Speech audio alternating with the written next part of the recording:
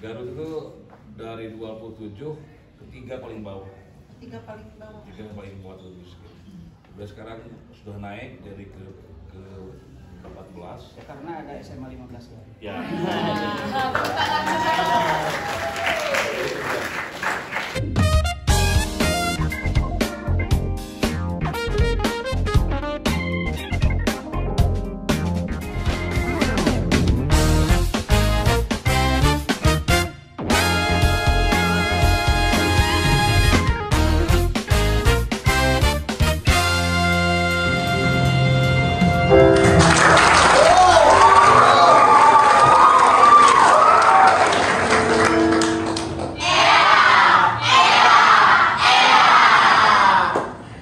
Assalamualaikum warahmatullahi wabarakatuh.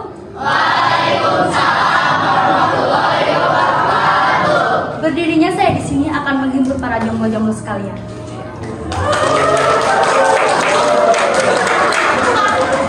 Di sini saya tidak akan berlama-lama karena yang lama belum tentu jodoh.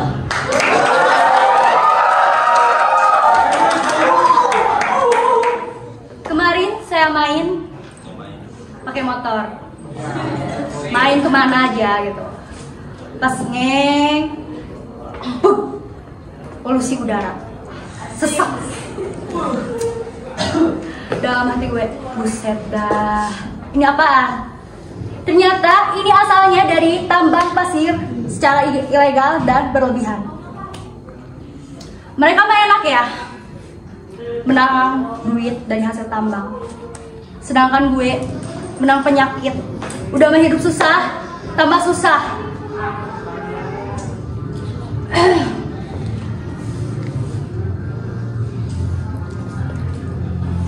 Baik teman-teman, sebagai makhluk hidup sudah sebatasnya kita menjaga alam. Kalau menjaga buah tete,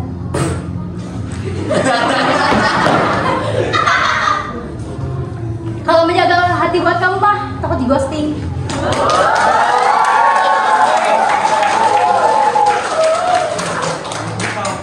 Tambang pasir secara berlebihan juga dapat menyebabkan mata air berkurang. Kalau mata air berkurang, nanti air hilang. Kalau hilang, gue minum dari mana? Masa harus dari balong?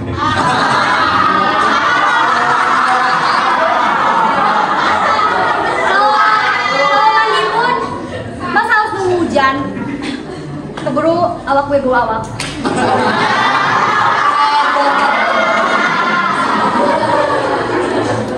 Minimal tanam pohon lah daripada menjadi beban masyarakat. Sudah menjadi beban masyarakat, kini menjadi beban negara.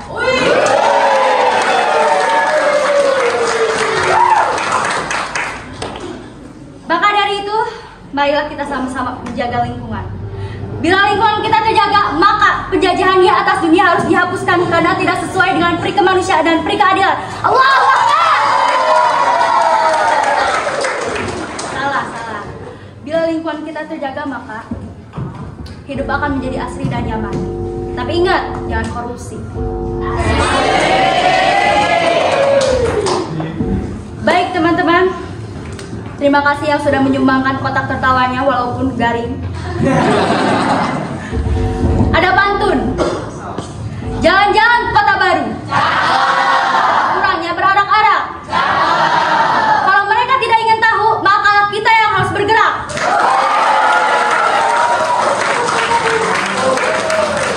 Sekian dari saya. Mohon maaf bila ada kesalahan karena manusia tidak pernah luput dari kesalahannya. Wassalamualaikum warahmatullahi wabarakatuh.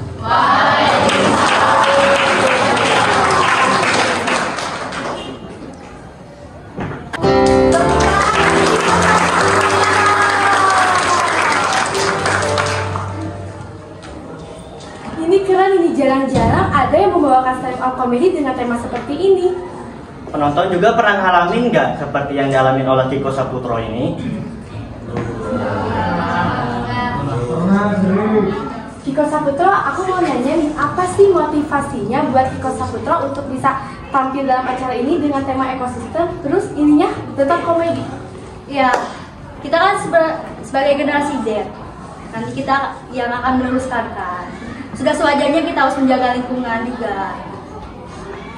Benar banget sih. Di saat kepedulian masyarakat itu semakin menipis, bisa dilihat oleh kalian juga di berbagai daerah manapun yang ada di pertambangan itu tidak diperhatikan dulu izin amdalnya. Mungkin diperhatikan, tetapi banyak juga sisi negatif yang didapatkan oleh masyarakat. Maka dari itu kami mengajak kepada kalian semua untuk memperhatikan lingkungan. Siapa juga yang mendapatkan kenikmatan lingkungan yang sehat? Ya kalian juga. Baik, Iko Saputro, terima kasih atas pembukaan yang sangat menakjubkan. Jangan kangen ya. Baik pemirsa, keren ya, ternyata kita bisa mengkampanyekan tidak selalu formal, tetapi non formal juga bisa kita mengkampanyekan. Contohnya kayak Kiko Saputro bisa mengkampanyekan dengan non formal dengan komedi gitu. Penonton! Langsung aja gak sih? Langsung gaskeun weh. Mari kita sambut. Ini dia bintang tamu kita yang sangat spesial ini. Siapa tuh? Mau tahu? Ya. Oke, langsung aja. Kita panggilkan Bapak Dr. Use.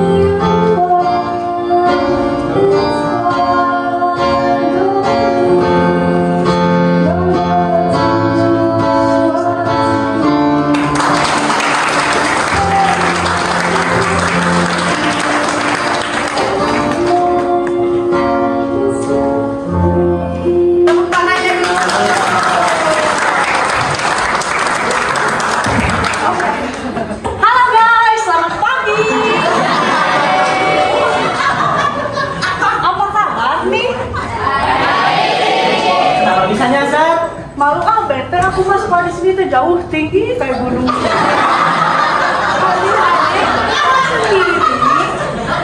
Sendiri. Terus tadi aku kesini rame-rame. Emang ada apa sih? Ade, ini itu depan Pak Dr. Usep. Jadi kita itu lagi ngobrol-ngobrol tentang apa sih pentingnya lingkungan bagi para remaja. Gitu. Dia ikut aja nanti S1 kan.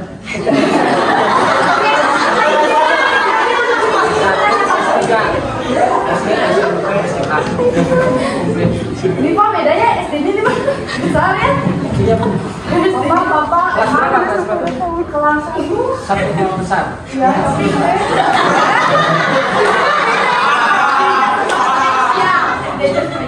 pertanyaan dulu ya sih? Pertanyaan dulu.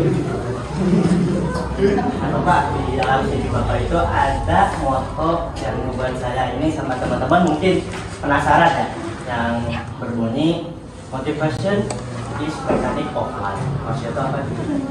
Motivation is mesin of life. Ya, maksudnya apa? Tahu maksudnya apa, saya asal bikin aja. Jadi ibarat otomotif, mesin itu jadi ruh ya. Kita bisa bergerak karena ada mesinnya, atau motor bisa bergerak karena ada mesinnya. Nah, Anda juga bisa bergerak leluasa kalau ada motivasi. Motivasi itu mesin bagi kita hidup. Kalau tidak ada motivasi, ya mau gimana? Apa yang akan kita lakukan sulit. Nah, itu saja lah sederhana seperti itu.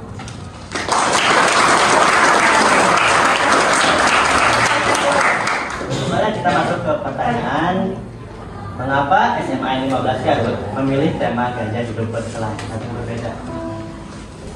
Temanya sebetulnya banyak ya, tapi kan yang menentukan Anda sendiri gitu ya. Beberapa tahun kemarin kita tidak ambil tema ini, tapi saya luar biasa di teman-teman ambil tema gaya hidup berkelanjutan. Isunya sensitif, sensi yang yang mengutik atau menstimulus, merangsang kita untuk bernalar kritis. Isunya apa? Tentang penggalian pasir ya di Kabupaten Garut. Nah, kalau ngomong-ngomong penggalian ini, kalau pakai nalar kritis kita seperti menari di ujung tanduk. Jadi ada positifnya dan negatifnya. Tapi kita nanti kaji oleh teman-teman bagaimana lingkungan hidup itu, penambangan pasir itu bagi Kabupaten Garut itu membawa kemajuan atau tidak, atau bahkan sebaliknya. Itu saya kira. Maka dengan tema ini muncullah dua ide ya. Yang satu itu video campaigns, bahwa bagaimana sih di balik manfaat dari tambang pasir itu ada bahaya yang cukup luar biasa. Itu bisa disebut sumber daya dan sumber bencana lah kalau bisa. Termasuk reportase kegiatan seperti ini ya, kita punya ada kepedulian care. Itu harapannya itu jadi siswa sekarang harus care, harus peduli. Jadi budaya literasi itu bukan membaca saja tetapi membaca lingkungan. Jadi itu yang kita terapkan, bagaimana kita mempersiapkan dari SMA ke perguruan tinggi adalah care. Bagaimana mengkaji secara teoritis dan fakta di lapangan, atau kajian teoritis dan empiris. Nah, itu seperti itu. S1 pasti ngerti. Kita lanjut pertanyaan yang kedua. Harapan apa yang Bapak inginkan dari tema ini? Kan beda-beda kan temanya. Jadi harapan apa sih Bapak dengan tema itu? Harapannya gini, saya sih melihat teman-teman di SMA 15 Garut itu melihat ada sebuah isu tambang pasir. Siapa yang akan mencintai daerah Garut kalau bukan minimal orang Garut itu sendiri? Ya, saya nanti bukan hanya memperdebatkan masalah hukum gitu, bagaimana yang disebut dengan illegal mining atau legal mining gitu, tetapi bagaimana isu lingkungan itu berpengaruh terhadap kehidupan ekonomi, sosial, dan budaya. Contoh untuk budaya saja. Bagi Anda, pemakaman itu, menguburkan orang itu sesuatu yang sakral bukan? Sakral. Tapi ketika ada yang tertimpa longsor, itu tidak dihebohkan karena takut ditutup. Itu kan mengurangi kesakralan. Itu satu. Yang kedua, kita juga bisa menganalisis bagaimana dampaknya terhadap sosial. Ya. Siapa sih yang diuntungkan? Bahkan menjadi barometer. Lihat persentase yang ada tambang pasir itu, rata-rata itu daerah miskin. Dan ketika ada, saya pakai teorinya, teori antropologi deprivasi relatif namanya itu.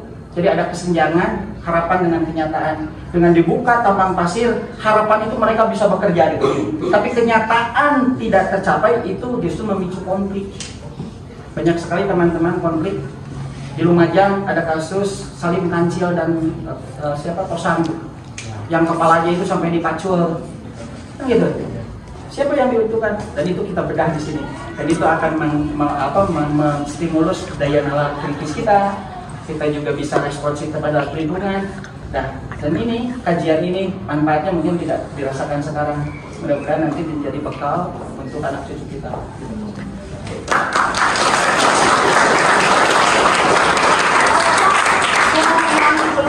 Filmnya udah habis, tapi tadi enggak nawarin Bapak, soalnya belinya 2000.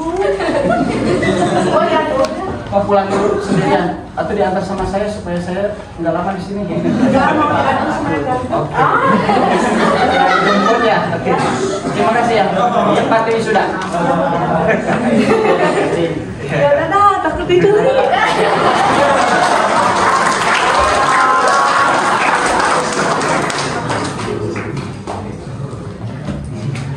Oke Bapak, kita masuk ke pertanyaan selanjutnya ya. Apa pertimbangan Bapak? Kenapa sih tema ini dibagi-bagi dari setiap angkatan dan setiap kelas?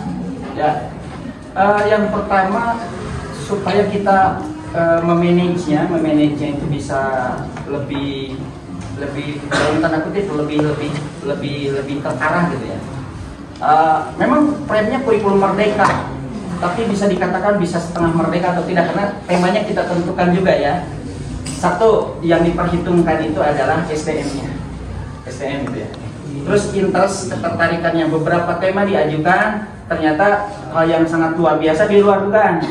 Ketika tema gaya hidup berkelanjutan ini muncul dari rekan-rekan termasuk dari guru fasilitator, ini mungkin bentuk care. Ini Garut seperti ini. Mungkin Garut 5 tahun ke belakang tidak sepanas ini. Mungkin masih sejuk dan lain sebagainya. Ada beberapa titik lokasi yang mungkin kelewatan, ada guru yang dari Bandung, ada teman-teman yang dari arah Nagreg sana, ada beberapa titik pasir selain Cilopang, ada juga ada Cilopang, ada yang di sini di Leles juga kan seperti itu. Yang dibongkar gunung ini yang di itu teh Kalambako itu itu Gunung Ayun, nah itu ya Pananjung ya. Itu bagaimana kita merasakan siang hari sekarang panas terik, angin juga besar sekali, belum debu dan lain sebagainya. Nah itu akhirnya kita sama menjadi bahan pertimbangan. Kenapa temanya tidak diambil semuanya? Ya kita juga mengukur dengan satu efisiensi waktu juga, secara ekonomis juga supaya tidak memberatkan secara finansial gitu. Intinya adalah tema apa yang dipilih, tetapi bisa teman-teman siswa itu bisa mengoptimalkan kreativitas, bisa juga belajar dari sana, learning by doing, belajar dari yang dilakukan. Mungkin di kelas tidak didapatkan, gitu ya. Pembelajaran di kelas itu biasa dari dulu, hanya menjadi rutinitas, tapi teman-teman sekarang merasakan apa enjoy belajar pakai kurikulum Merdeka, apa seperti kurikulum yang sudah-sudah yang dulu gitu. Mungkin kakak kelas kita yang kelas 3 sekarang tersisa satu kurikulum 2017, mungkin mereka ngiri gitu, kenapa tidak seperti ini. Tapi jangan khawatir, nanti di kampus Merdeka mereka akan belajar bagaimana sensasi memakai kurikulum Merdeka yang mengeksploitasi bagaimana keterampilan, minat bakat, potensi kita dikembangkan gitu ya. Nanti di sini kan tadi ada yang belajar ya, ternyata muncul ada yang jago seni, ada yang jago pengeditan, kameramen dan lain sebagainya. Termasuk Anda mungkin nanti jadi reporter televisi kan bisa.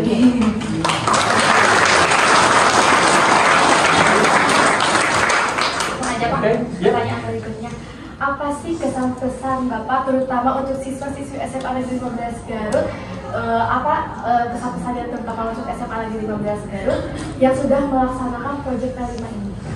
Pesan-pesannya teman-teman, seperti yang selalu saya kemukakan, sekarang itu pendidikan atau sekolah itu saya sebutkan dalam rangka atau dalam usaha menjemput takdir. Jangan pernah berpikir sekarang kalau Anda suka akuntansi nanti jadi akuntan, atau kuliahnya di akuntansi. Tapi bisa jadi karena ada kegiatan-kegiatan seperti ini, sekarang sudah mulai membuka cakrawala. Wih, asik ya kita ngedit, asik ya jadi YouTuber, asik lah membawa acara live seperti ini, kan gitu. Ini menjadi talent-talent kita membuka yang kadang-kadang mungkin siswa-siswa dulu berpikir saya sudah wisuda itu apa ya? Akhirnya di Wilujeng Susagama gitu. Sekarang mulai terbuka ya. Kesannya saya sangat mungkin di luar dugaan. Saya berpikir ini anak-anak saya bukan. Ini sepertinya saya di stasiun televisi swasta satu gitu ya. Tapi ternyata ini anak-anak saya. Mungkin orang tua Anda tidak percaya. Mudah-mudahan tayangannya ini bisa nanti dinikmati oleh orang tua Anda dan membuktikan bahwa Anda dengan ini bisa berprestasi di SMA 15 Garut.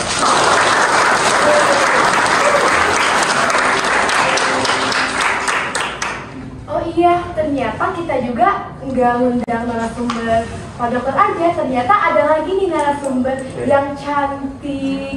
Terus narasumber ini juga salah satu guru kalian di SMA Negeri 15 Garut. Maka dari itu kalian pasti kepo kan siapa? Pasti kepo kan? Maka dari itu langsung aja gak sih? Kita panggilkan Ibu Haji Eli.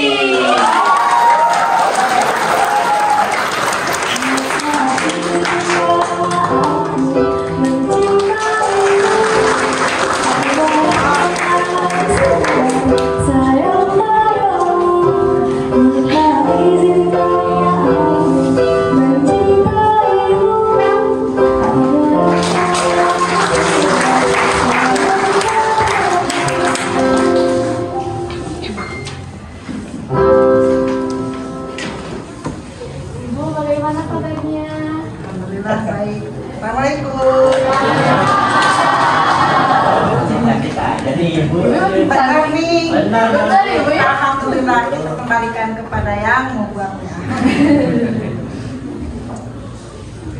Baik Ibu, kita masuk ke dalam sesi pertanyaan ya. Dampak apa yang dirasakan dengan adanya penambangan pasir bagi ekosistem lingkungan? Dampak apa? Dampak apa? Yang kita ulang lagi ya. Jadi kan penambangan pasir kan pasti ada hubungannya nih dengan ekosistem lingkungan.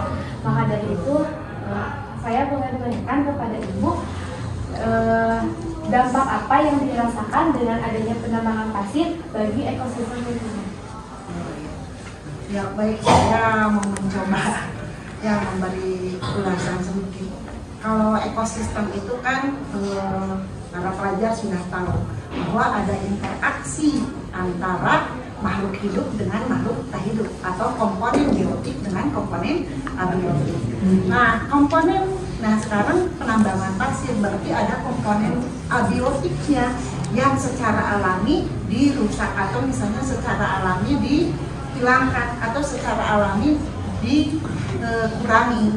Nah berarti pasti ada dampaknya terhadap makhluk hidup yang lain. Karena apa? Berarti ada interaksi makhluk hidup di sekitar tambang pasir yang terganggu dengan adanya penambangan pasir. Karena mungkin ada komponen biotik yang sebagian atau sebagian besar atau sebagian kecil yang hilang.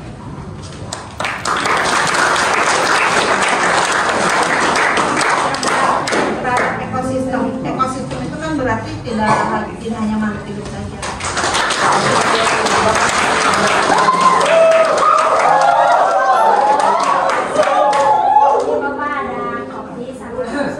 Oke, saya pilihnya susu atau kopi? Kopi susu ya. Pilih aja bisa.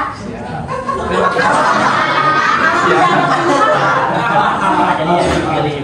Yang ada-ada saja. Aduh, Bapak nggak ada di sini. Iya. Siap deh-nya. Kalau saya ini swatter. Awal ya. Jadi tadi menarik tuh pengaruh terhadap ekosistem ya Bu ya. Tetapi teman-teman juga terhadap ekologi juga berpengaruh. Ekologi itu terhadap struktur tanah. Itu yang menjadi permasalahan biasanya di galian-galian pasir. Dan galian pasir di Garut juga harus clear ya Bu ya. Itu pasirnya pasir kelompok C ya. Galian C. Galian C itu pasir. Karena kalau pasir besi itu galian B. Jadi ada galian A itu biasanya galian yang bersifat strategis, misalnya uranium, minyak, batu bara. Nah kalau B itu, yang B itu pasir besi untuk besi. Ingat tapi jangan mikir kemana-mana dulu. Ingat guru IPA saya ngomong bauksit timah nikel. Bauksit timah nikel gitu ya. Nah kalau yang C itu apa ya? Yang C itu seperti batu, pasir dan sebagainya. Nah secara ekologi struktur tanahnya itu bisa berubah dan itu yang berdampak yang mengkhawatirkan itu longsor. Ya, longsor terhadap lingkungan, abrasi dan lain sebagainya. Itu saya kira yang pengaruhnya bagi lingkungan itu.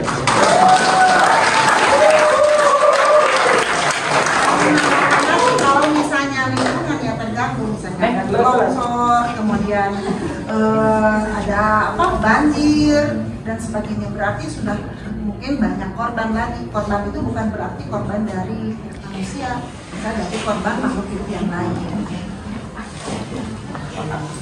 Ya, sebenarnya Ibu kan, aku juga kan nggak baru sih. Di Garut ini kan pas dulu kan udah terlalu panas. Terus kan sekarang jadi panas banget, apa-apa harus pakai kipas angin. Emang itu kan alasannya kan emang dari penambangan pasir itu sendiri, banyak penebangan, jadi sekitarnya juga panas gitu. Banyak sekali supaya kita juga. Jadi kalau misalnya ya penambangan, jadi kalau misalnya kita udara panas itu bukan hanya dari penambangan pasir. Mungkin kan ya karena apa? Ya udah mungkin panasnya sudah tidak di Garut lagi, sudah mengglobal, sudah dunia. Karena ada peningkatan suhu. Nah, mengapa terjadi peningkatan suhu itu? Karena apa? Zat penyerap yang menyebabkan panas itu kan ada gas karbon CO2, misalnya gas karbon dioksida.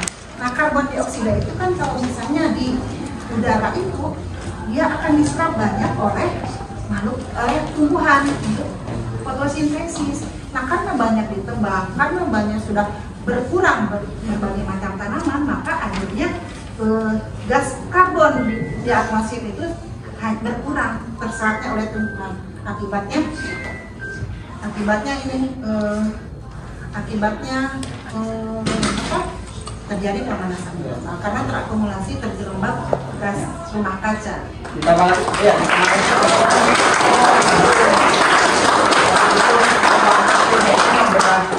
membedah hutan, membedah bukit.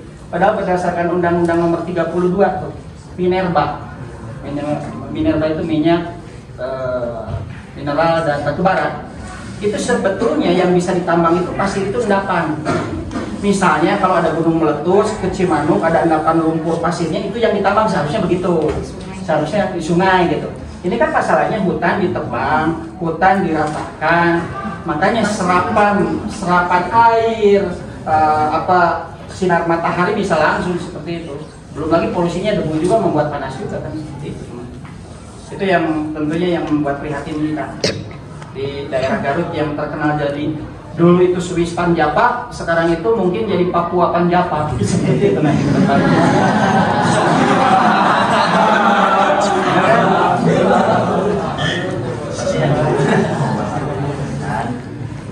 Mungkin dari penambangan pasir ini ada kan dampaknya dari SMA 15 Garut? Dampaknya kan kata saya tadi seperti kita menari di ujung tanduk. Di sisi lain secara ekonomi mungkin bagi anak SMA 15 Garut ada peluang jadi operatornya, jadi tenaga teknisinya di sana, membuka lapangan kerja gitu ya. Secara ekonomi bisa meningkat. Tetapi satu lagi yang terpenting itu adalah tidak masalah kalau misalnya para pekerjanya itu yang berskill bukan yang unskill. Kebanyakan di Garut pegawainya itu yang unskill, yang tidak tahu bahwa dampak terhadap penambangan itu seperti apa gitu. Di dalam aturan penambangan seharusnya setelah ditambang itu kalau digali harus ditutup kembali, harus ditanami kembali. Tetapi permasalahan sekarang adalah ketika tambang-tambang itu katakanlah kalau menggalinya ke bawah jadi lubang, itu ditinggalkan. Nanti ketika ada air, masyarakat dibodoh-bodohi, dijadikan kolam. Padahal itu ada kewajiban perusahaan untuk menutup itu. Perusahaan jadi enak, menutup itu bukan modal yang sedikit gitu. Airnya ditinggalkan dan lain sebagainya. Dampaknya banyak sekali teman-teman. Secara ekonomi ya, tetapi kalau kita mengelolanya secara baik dan kita juga tahu secara knowledge-nya bagaimana kita menambang tetapi ramah juga terhadap lingkungan, itu no problem. Masalahnya sekarang di Garut, makanya berpengaruh nggak ke SMA 15? Sangat berpengaruh. Dan kita sekarang misinya adalah mempengaruhi tambang itu supaya kita juga memberikan awareness kepada masyarakat sekitar dari SMA 15 Garut melalui video campaign itu bisa tambang itu dilanjutkan tetapi dengan syarat seperti ini. Itu yang saya harapkan video-video itu nanti seperti itu dan kegiatan itu juga.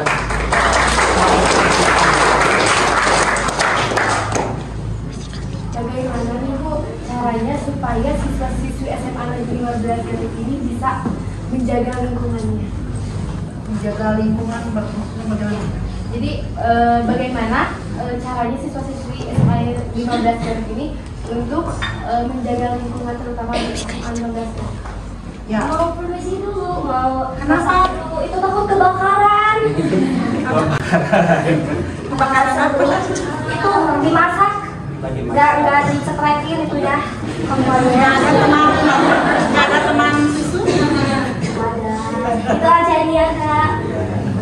Sebelum pamit mau pamit dulu nih sama buat Bapak. Hei penonton, ke sekolah pakai tas baru. Tas baru dari si biru. Bapak ganteng sekali Bapak Guru. Minta dong 100.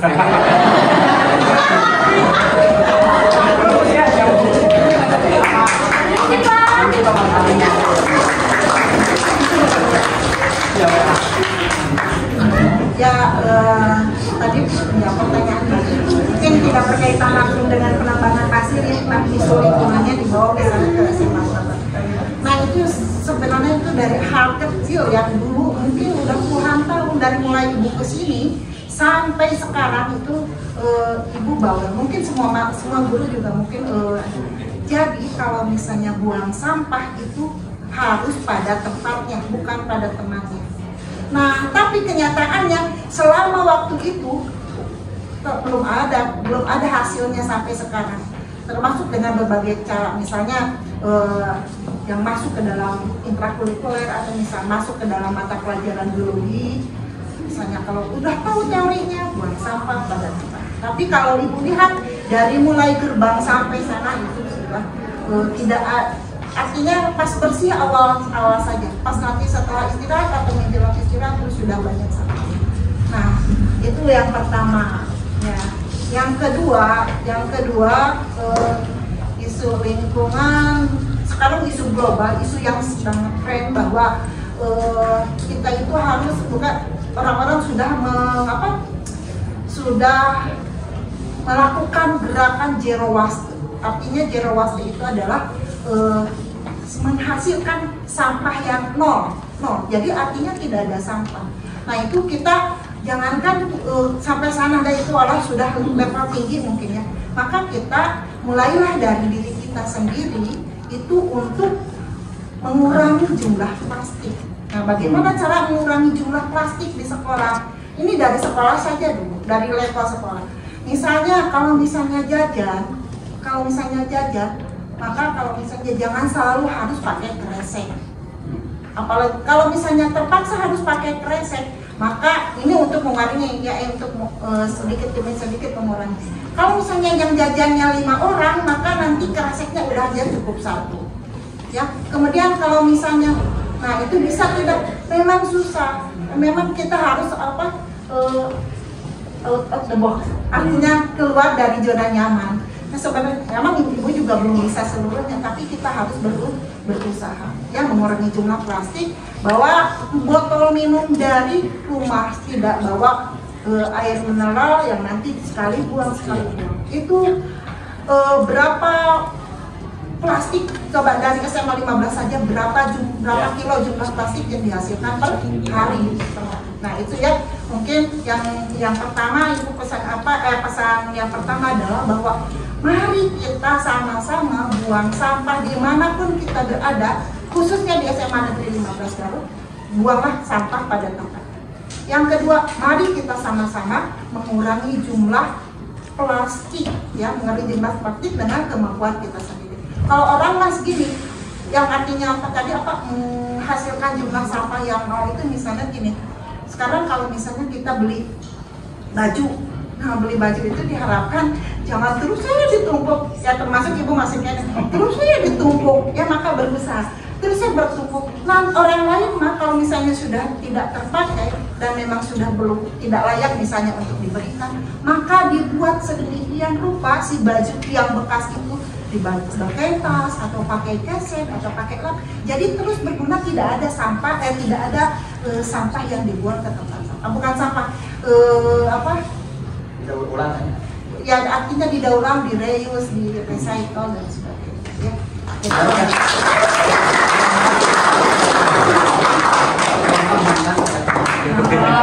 Jawab tentang boleh pada semuanya. Nggak boleh ya? Aku ada hak juga mantan.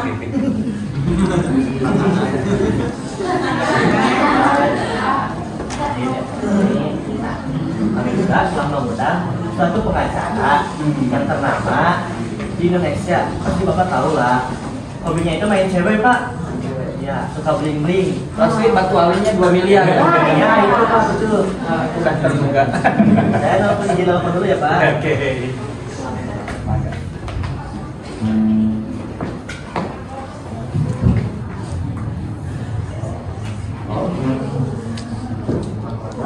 Di mana? Yang foto ya. Oh, udah sampai. Ya, silahkan masuk aja Bang Mantan. Udah ditunggu nih. Ya.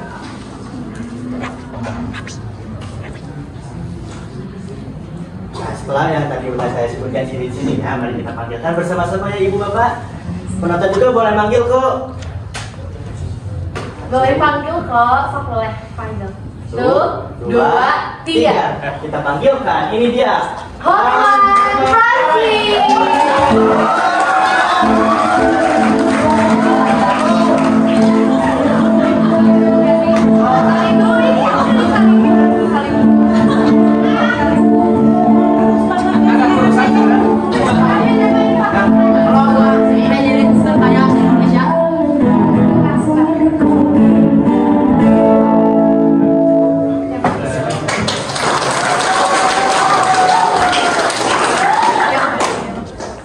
Halo, gua Hotman Francis. treasury terkaya di Indonesia. Boy? Penghormat. Kok lulusan sekarang? Saya lagi lihat ceritanya. Jadi pernah kurus dulu ya?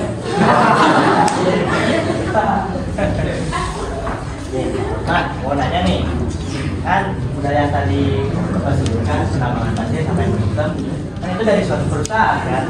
Nah, saya mau tanya, Bentar, izin saya nyangkut. Bicara? Bicara ya.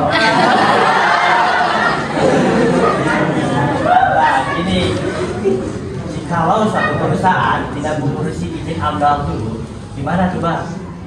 Perusahaannya harus dihukum. Gimana tuh Bang? Biarin aja rumah, biarin aja tuh tanaman-tamannya biar rusak, airnya aja keruh gitu. Nggak usah bikin perusahaan biar gak bisa dapat cewek-cewek.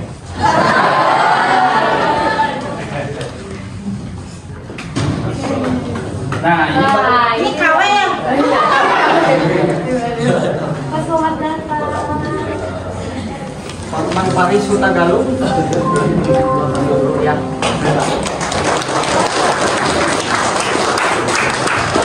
Gimana teman-teman? Hotannya gak Soalnya ada yang beritahu dari saya. Wah, kami Bang Hotman kasih informasinya salah betul ya. Mungkin Bapak Agus lebih tahu tentang AMDAL. Jadi bisa Bapak. Yang telah tadi saya sampaikan, Bang Hotman itu udah menyampaikan tentang hukum AMDAL. Mungkin pemirsa di sini belum tahu apa itu AMDAL. AMDAL itu kan analisis mengenai dampak.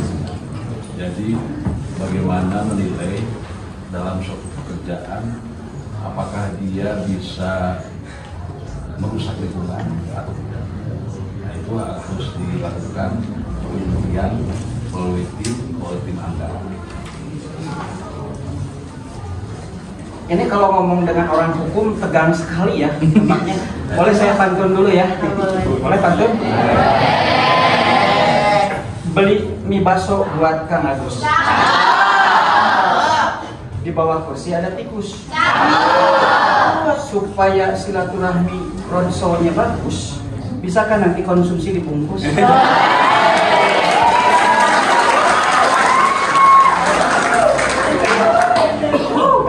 Oke, dibungkus aja nanti. Ya Bapak, ada pertanyaan selanjutnya Iya. untuk Pak Agus. Jadi pihak yang terlibat dalam AMDAL itu siapa saja dan siapa yang berhak mengeluarkan izin AMDAL? Ya, pihak yang terlibat di AMDAL itu satu sudah pasti LH, lingkungan hidup dengan dinas kehutanan. Kemudian juga ada LSM yang mewakili masyarakat, kemudian juga ada tokoh-tokoh yang tahu persis soal bagaimana menilai bahwa sebuah proyek ini bisa berdampak pada udara, pada air, kemudian pada flora, fauna. Yang lebih penting adalah bagaimana si proyek ini tidak berdampak pada ekonomi dan sosial masyarakat. Ini ada ketinggalan ya, aku mau nanya lagi. Apa sih Bapak yang ketinggalan, aku nanya ke Bapak gitu. Tujuan AMDAL itu apa Pak? Tujuannya? Ya, kedua yang paling utama kan menganalisa. Iya.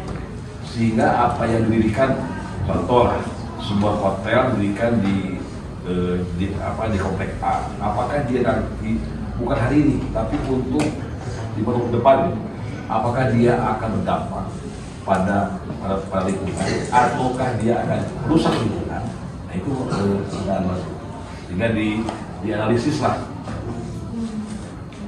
Jadi izin itu harus ada AMDAL-nya dulu kan ya? Harus ada AMDAL. Termasuk untuk hari ini ada AMDAL lintas. Berapa setiap hari keluar kendaraan, berapa setiap hari yang masuk kendaraan.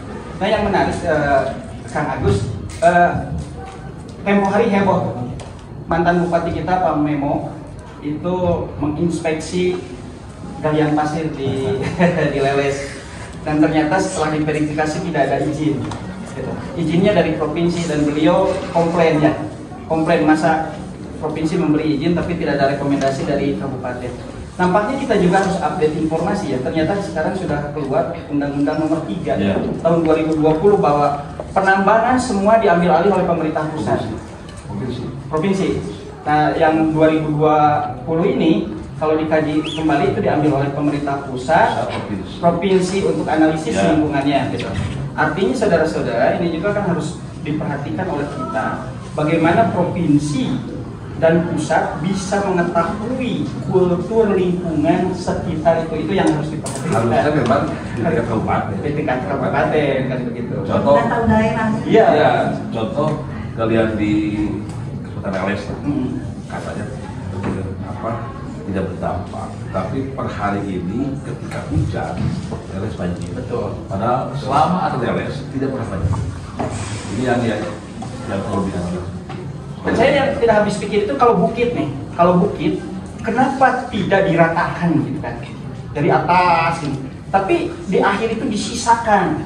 Kalau yang ke bawah lubang yang menganga, kalau ke atas jadi tebing-tebing. Kita contoh saja di Padalarang ya, itu banyak tebing-tebing kapur dan lain sebagainya. Dan itu secara eksotis indah, tetapi secara kerawanan lingkungan itu bahaya.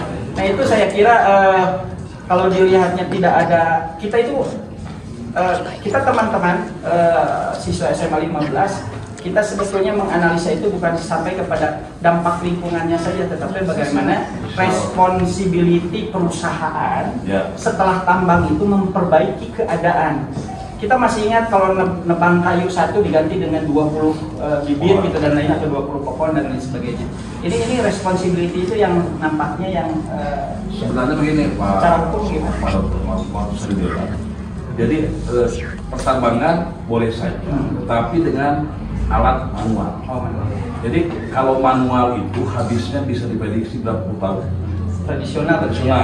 Tapi kalau dengan alat berat, ekskavator itu per hari bisa menghasilkan pasir berapa kubik yang diambil, berapa ribu kubik yang diambil. Padahal kalau dengan tradisional itu kalau menuju ribuan kubik itu sehingga dampak pada alamnya lama sekali lah.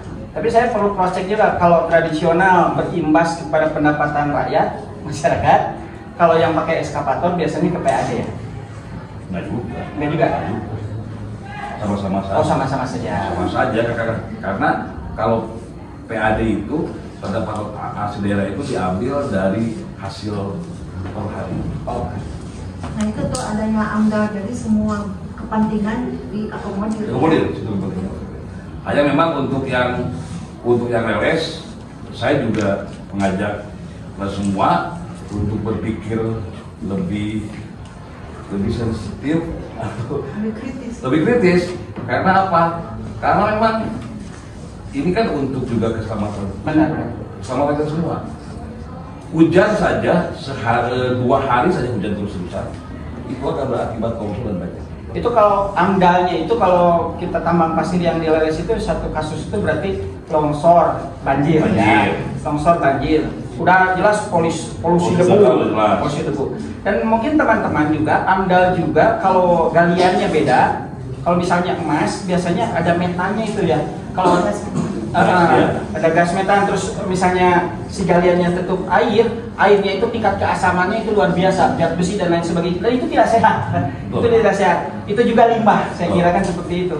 Jadi AMDAL itu bukan hanya lingkungan longsor, tetapi ada zat kimia. Bayangkan menggali itu keluar gas dan lain sebagainya, itu kan unpredictable gitu, bisa saja terjadi. Itu yang saya kira ya. Tapi kalau ini kan juga mungkin yang di pihak yang menambang mungkin perlu juga untuk pembangunan lagi. Ya, pasir yang digali itu kan mungkin untuk pembangunan di mana gitu. Tapi permasalahannya kasusnya gini, Kang Gus, secara hukum itu gini.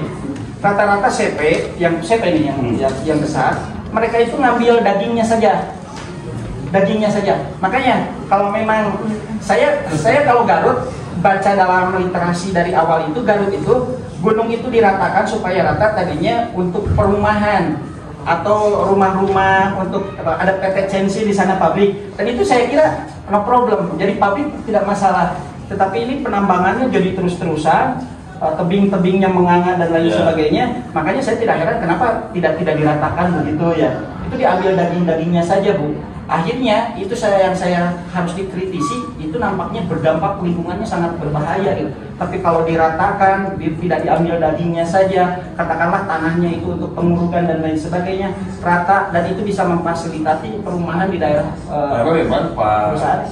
Pak Dokter, kalau pasir itu kan tidak hanya pasir. Betul. Dia ada batiknya juga untuk dipakai. Kemudian juga ada yang lain itu. Dan kualitas pasirnya macam-macam ya. Memang kalau di Garut kualitas pasir yang paling bagus Selopang. yang Selopang.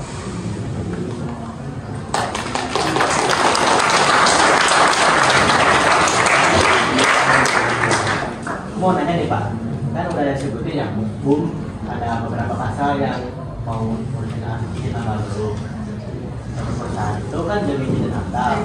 Tapi masyarakat tersebut karena terbatasnya informasi, apakah kita sebagai mahasiswa ataupun siswa dari SMP, SMA dan ya itu bisa laporin nggak ke hal yang Harus dilaporin, harus bisa.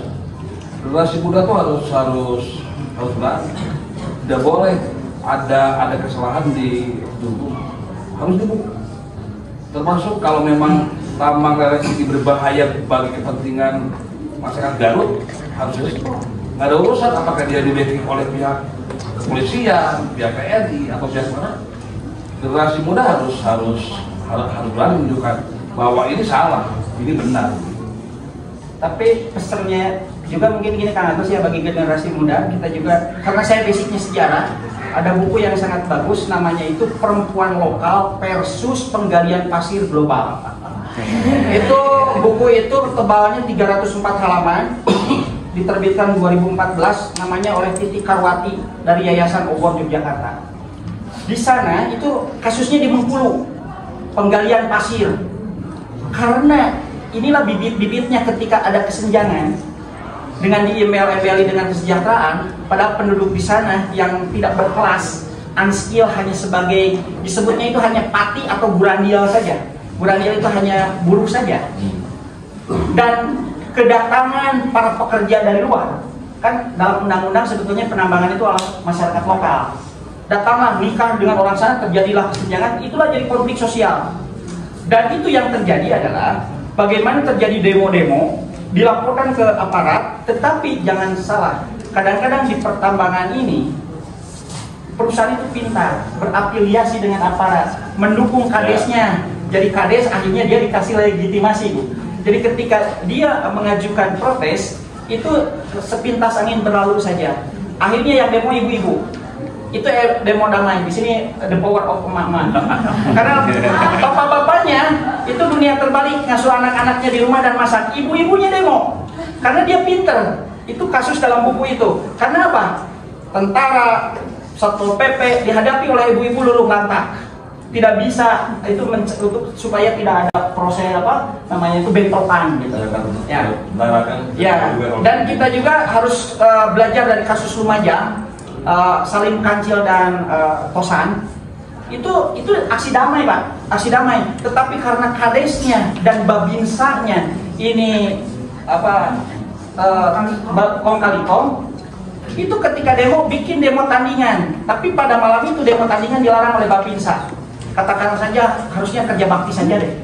Nah ketika Salim Kancil dan Tosan berangkat untuk demo damai supaya melarang truk untuk beroperasi, itu akhirnya oleh masa yang kerja bakti, Salim Kancil diambil, digebuki, diikat di balai desa, kepalanya dipacul, tangannya digergaji, dan Tosan diambil di rumah. Dan ini menjadi dampak sosial. Haruskah kita mengisi perut dengan mengeksploitasi perut bumi dan akhirnya kita harus juga menguraikan perut teman kita sendiri? Nah ini yang harus kita kaji. Artinya teman-teman, kita harus lebih banyak belajar. Artinya melaporkan, datanya harus jelas. Ya. Kita juga bekerja sama misalnya dengan Walhi, bekerja dengan Greenpeace, bekerja dengan pencinta-pencinta alam yang memang care terhadap lingkungan kita. Dan tentunya diselesaikan secara smart. Itu saya kira ya. Betul. Karena hukum itu sudah ada. Kalau melanggar hukum, 10 tahun dan 10 miliar. Kalau tidak salah itu kan ada 5 pasal sebetulnya itu kurang lebih seperti itu ya Kang ya. Ya. Terus saya menambahkan, jadi tadi acara ini juga merupakan salah satu kritis terhadap lingkungan, terhadap isu lingkungan juga. Yang misalnya kan misalnya ada isu mengambil hemat penambangan pasir itu berarti juga krisis secara kapasitasnya gitu ya, dengan kapasitas sebagai siswa kan nanti kan bikin apa ini video ya. Dan ada menarik di buku itu, setiap daerah penambangan itu rata-rata daerah miskin. Nah itu kita jadi berpikir, apa Garut juga termasuk daerah miskin gitu? Pantesan Freeport ada di Papua loh. Ini kan menjadi sebuah data. Saudara tidak setuju, tapi itu data dari buku Perempuan Lokal versus Penambang Pasir Global.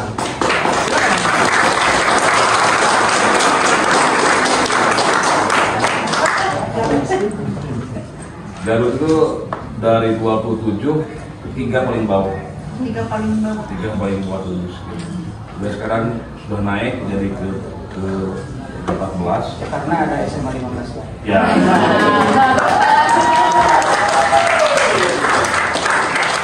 Itu juga paling luar biasa. Yuk Bapak mulai dulu. Kopi. Apa kopi itu? Ibu.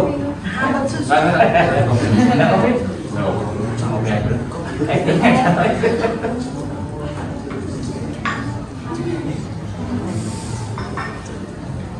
Sudah mulai panas ruangannya. Ya, Karena taman pasir. ada lagi? Jangan lebih heboh kan? Udah cukup. Jadi saya akan mengambil kesimpulannya bahwa setiap kita mau bikin perusahaan atau bikin apapun kita juga tidak harus ada izin AMDAL dulu gitu kan Pak, harus ada izin AMDAL dulu. Karena dengan izin AMDAL juga akan berdampak baik juga terhadap ekosistem, terhadap lingkungan. Kalau tidak ada izin AMDAL berarti anggap perusahaan itu ilegal dan tidak mementingkan ekosistemnya kayak gimana, lingkungannya kayak gimana. Makanya di sini kita mengajak nih buat para semuanya, terutama buat siswa-siswi SMA Negeri 15 Garut, ayo kita jaga lingkungan kita terutama di sekolah.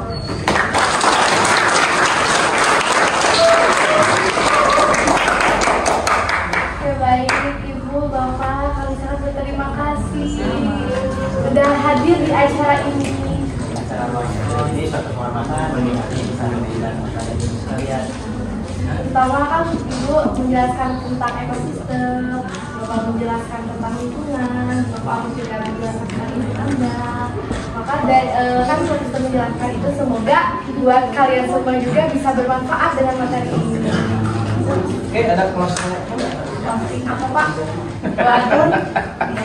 Pasti Pak boleh nih closingnya buat motivasi buat terutama buat remaja. Kalau buat remaja, saya tetap saja seperti motivasi saya, berbakti seujung sapu lidi lebih berarti daripada ilmu selautan tanpa bukti.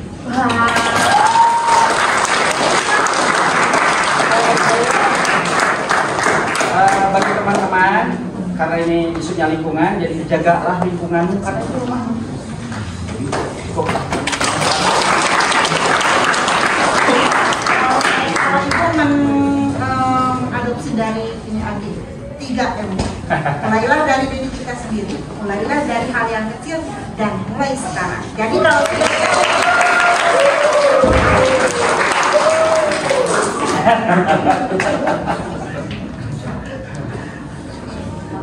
Oke. Apa boleh? Terima kasih ya Pak. Sama-sama. Hati-hati.